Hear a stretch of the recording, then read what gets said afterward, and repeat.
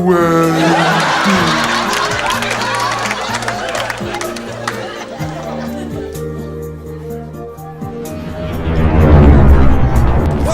the motherfucking relay where we're covering today's top boxing news. This will be the latest in my series of videos reflecting on all this weekend's action and how it affects the sport as a whole moving forward. By now, you must know that I myself see no need for a third fight between Deontay Wilder and Tyson Fury. Nope. I'm of the opinion that within the allotted time frame, Deontay Wilder may not have enough time to change into the fighter that he would need to be to beat Tyson Fury. Too much too soon. So with those things in mind, the question then becomes is, What now? where does he go from there? What does he do? If the idea is that boxing is demanding Anthony Joshua versus Tyson Fury for the undisputed heavyweight championship, what should Wilder be doing with the time?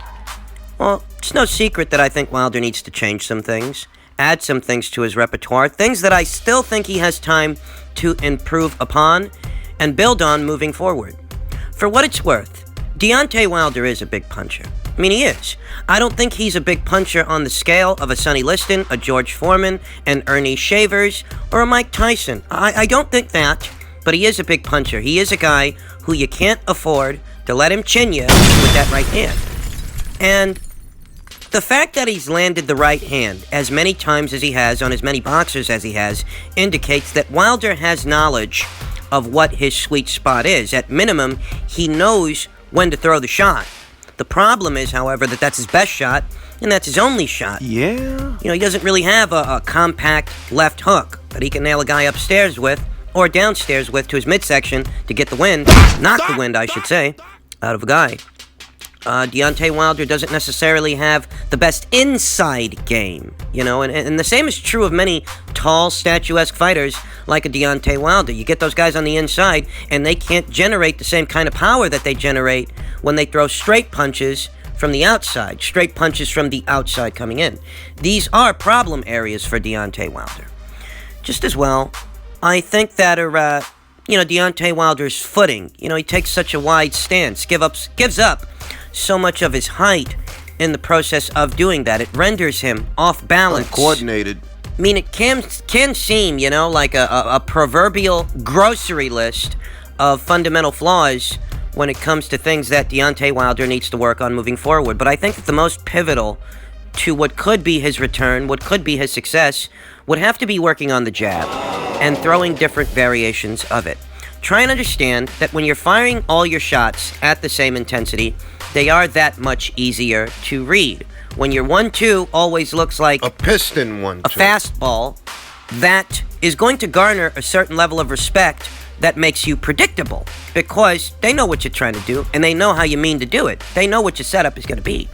I think that what Deontay Wilder perhaps should try to do moving forward is something that a smaller fighter does in a Vasyl Lomachenko. Now, I know that might sound quite silly, but all I'm indicating is that Wilder should work on disguising his punches with other kinds of punches fired at different intensities. Don't always shoot your jab like it's a piston jab. Sometimes you can float it, which we've seen Deontay Wilder do in the past. You can float the jab, just keep that left hand out there as a deterrent.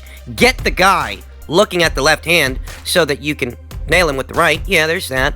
But there's also varying intensities of the left hand, that you can touch the guy on the gloves with it without throwing the punch the same way. Bad intentions. You can do that too. Get the guy in a high guard. Keep him in a high guard. Keep him there long enough that he's so worried about getting hit upstairs, you can plant the left hook downstairs. That kind of stuff. It's more or less the difference between a power jab or a step jab that you step into and drive with your body weight being thrusted forward behind the jab to add power to it, and a flick jab that you may be using as a deterrent, a distraction, and a decoy even, at the compromise of some power, because the punch itself, as a flick jab, is not being thrown with bad intentions.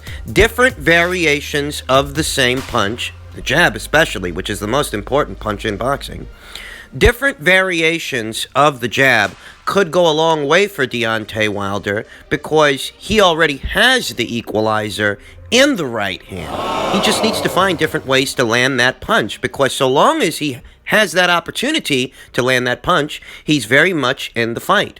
This could also cause the otherwise economic Deontay Wilder to not lose as many rounds as he often does. That this is a guy who's never really been a busy fighter. He has a very minimalist approach to going about a boxing match by simply looking for a single opportunity to get off a power shot.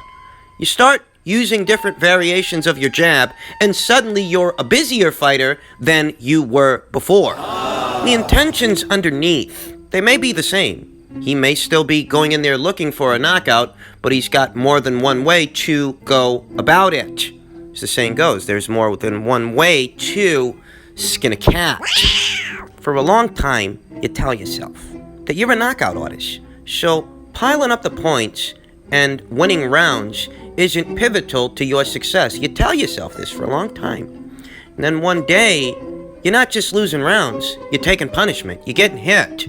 You can't mount any kind of offense because you don't have the experience that winning rounds behind activity and craftsmanship would have given you had you spent more time doing that instead of just looking to end a fight early with a knockout punch. You tell yourself this, and then a fight like Saturday night's fight happens, okay?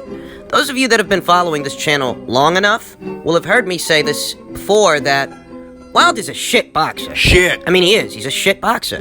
But he actually has decent counter-punching abilities. And moving forward, I think it behooves him to expand upon that by disguising his punches with other kinds of punches fired from the same hand.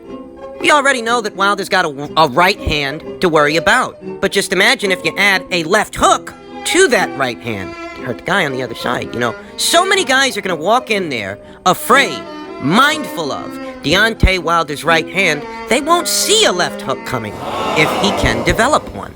Well, I don't think that Deontay is as prolific a puncher as some other punchers that we've seen in the annals of boxing history. I don't think he has power in both hands the way Mike Tyson did, that he could hurt you with the right or the left. It really didn't fucking matter. But I do happen to think that a left hook would be the perfect addition to Deontay Wilder's overall repertoire, because over time, he's only become associated with the big right hand. If they know anything about him, they know that. They know that he's looking to hurt you with that. And he has managed to get by for a long time just with that. Just imagine if he can follow up with a low left hook. Low left hook that they don't see coming up top or downstairs. It's the heavyweight division, folks. There are 200 pounds of heavyweight boxing behind each punch. Left hook to the body, taking a lot of air out of a lot of guys. Make them that much easier to catch with a big right hand. It appears that both the PBC and Top Rank made some of their money back at the live gate, per a tweet from Michael Benson. Now official that Tyson Fury's rematch win over Deontay Wilder has broken the live gate record. Money generated from ticket sales for any heavyweight fight in history. Lennox Lewis versus Evander Holyfield, as our friend Dwyer would say, made about $16.86 million, whereas Wilder versus Fury 2 is $16.92 million, with 15,816 in attendance. Sure that some of the money that went into advertising this fight, multi-millions, for what was a 15-second Super Bowl spot, commercial spot. Those spots, they're pretty pricey, as millions of Americans are tuning in. You know, it's an American pastime. And I'm sure that they have gotten some of their money back, at least at the live gate, though no word yet on what the pay-per-view buys are looking like. Who knows if by the time this video is uploaded, we'll have some indication how this thing did in the pay-per-view market. It seems that the fight did well. I anticipated that the rematch would do better than the first fight, though I am not convinced that it would do 2 million buys, like Bob Arams stated in the build-up. And even now, I'm not sure it came anywhere close to that, as it is becoming increasingly easy to watch a pay-per-view fight for free through various different mediums that are out there. We'll find out what the numbers are soon enough. However, finance really should be the last thing on Deontay Wilder's mind. Sensational promoter and all-around good guy Eddie Hearn was available for comment, and he had this to say. He said, Deontay Wilder's been uncharacteristically quiet. He hasn't said a word since. He didn't even go to the press conference. In fact, his soul might still be at the MGM Grand. Who knows whether or not we'll see him again. I expect him to take the rematch. And that last bit right there was very surprising, because I told you already, Deontay Wilder takes this rematch, and it may not be the best idea, okay? If they take the rematch, they would essentially be cashing out on Deontay Wilder and giving up the opportunity to expand upon his skill set, his repertoire, and letting the division sort itself out. Let Tyson Fury and Anthony Joshua have the fight for the undisputed heavyweight championship. And while that is going on, while all of that is being sorted out, you can go into rebuilding the next version of the Bronze Bomb. On the undercard of this fight, there was an IBF eliminator between the former IBF champion Charles Martin and Gerald Washington. Charles Martin won the fight. Charles Martin is putting himself in a position to challenge whosoever holds the red belt, the IBF title. You hypothesize, hypothetically speaking, of course, that Deontay Wilder doesn't invoke his rematch clause. He doesn't use it. He says, I need to rebuild myself. I need more time. And then Tyson Fury and Anthony Joshua have the fight with each other at some point, Hypothesize this. Regardless of who the winner is, Charles Martin is aligning himself for the winner of that fight.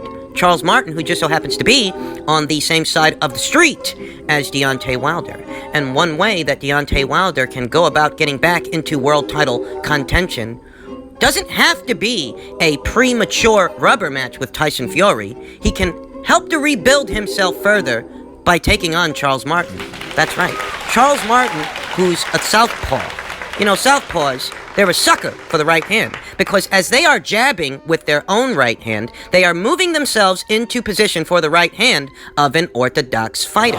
It's the perfect fight for Deontay Wilder to get some rounds in after a crushing defeat and rebuild himself. I think people would tune in. I think people would be interested in seeing him come back to assess what he has left and what he can do now. Where does he go from here? I think that that's the ideal situation for Wilder. In fact, the PBC stable of heavyweights has enough on that side that he can rebuild himself whilst still being involved in decent-sized events against the likes of an Adam Kaunaki, against the likes of an Andy Ruiz. Nothing on the scale of an Anthony Joshua fight or what a Joshua versus Fury fight could be. Nothing on that scale, but certainly enough to keep people watching, keep people interested. He can remain relevant depending how they play the hand they've been dealt.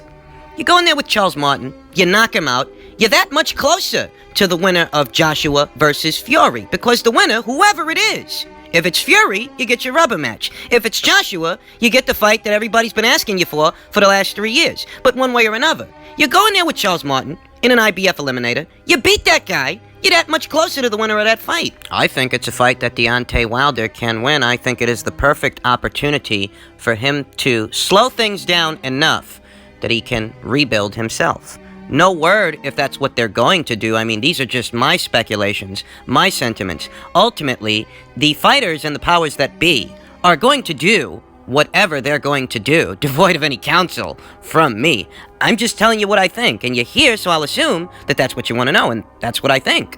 That Wilder should slow things down a bit because he's got a lot to work on if he means to move forward. The short game would be opting for the Fury rubber match. A dangerous game, a game that Wilder might lose. That's the short game.